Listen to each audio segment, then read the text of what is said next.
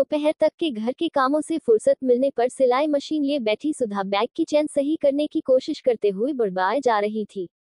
आजकल हर चीज में तो चेन लग कर आने लगी है।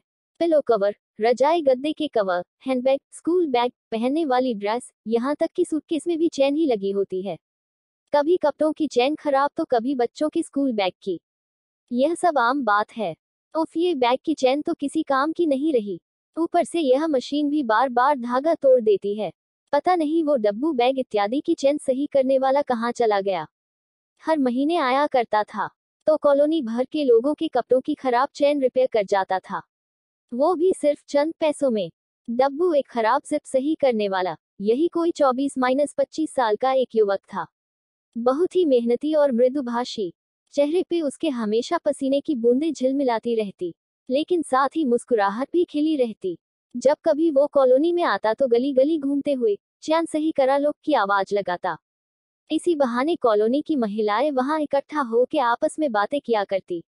जब वह अपने बैग से मेटल अथवा धातु की जिप निकाल कर बैग या ड्रेस में लगा दिया करता था, फिर वो बड़े ध्यान से उलट पुलट कर कपड़े की जिप को खोल बंद करके चेक करता और संतुष्ट होकर कहता, लो मैडम साहब, मैंने बैग में मेटल की जिप लगा दी है, अब यह बिल्कुल नए जैसा हो गया, जल्दी खराब भी नहीं होगी। अगर कोई उसे 15 मांगने पर 10 रुपए ही दे देता तो भी वो बिना कोई प्रतिवाद किए चुपचाप जेब में रख लेता। सुधा ने अपने 7 साल के बेटे रेयांश को आवाज लगाई, रेयांश बेटे, पापा को बोलो कल ऑफिस में दूसरा बैग ले जाए। पता नहीं ये डब्बू कितने दिन बाद कॉलोनी में आएगा। थोड़ी देर बाद जब रेयांश बाहर से खेलकूद कर वापस लौटा तो उसने बताया कि उसने डब्बू को अभी कॉलोनी में आया हुआ देखा है। सुधा ने जल्दी से अपने चेन रिपेयर कराने वाले कपड़े इकट्ठे किए और बाहर निकल पड़ी। बाहर जाके उसने जो देखा वो उसे आश्चर्य से भर देने वाला दृश्य था।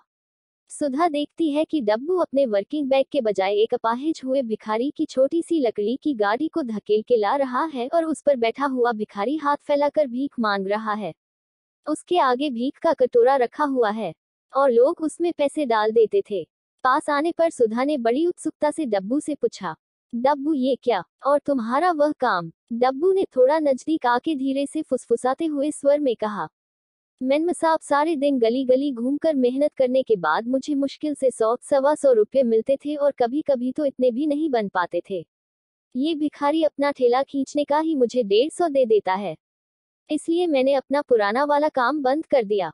डब्बू की बात सुनकर सुधा हैरान रह गई। वो डब्बू को दूर तक भिखारी की ठेला गाड़ी ले जाते हुए देखती रही। उसके दिमाग में अनेकों बातें चलने लगी।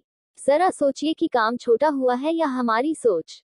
हम अनायास एक भिखारी को तो उसकी आवश्यकता से अधिक पैसे दे देते हैं, लेकिन एक श्रमिक को उसके श्रम का वह उचित मूल्य भी देने में संकोच करने लगते हैं, जिससे समाज में उसके श्रम की यथोचित उपयोगिता बनी रहे।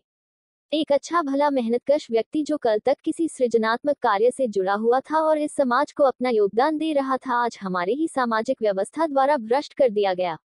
हम कहेंगे कि दिन प्रतिदिन इंसान की महत्वाकांक्षा बढ़ती है, समाज भी इसके लिए उत्तरदायी है। परंतु समाज किससे है? समाज तो आप, मैं, हम सभी से बना है। विचार कीजिए, जिससे श्रमिक की खुददारी और हमारी मानवता दोनों ही शर्मिंदा होने से बच सकें और डब्बू जैसे मेहनतकश व्यक्ति अपने सृजनात्मक कार्य से जुड़े रहे। अगर आपको हमारी स्टोरी पसंद आई हो तो अपने फ्रेंड्स को शेयर कीजिए और कमेंट में बताएं कि आपको कैसी लगी यह स्टोरी।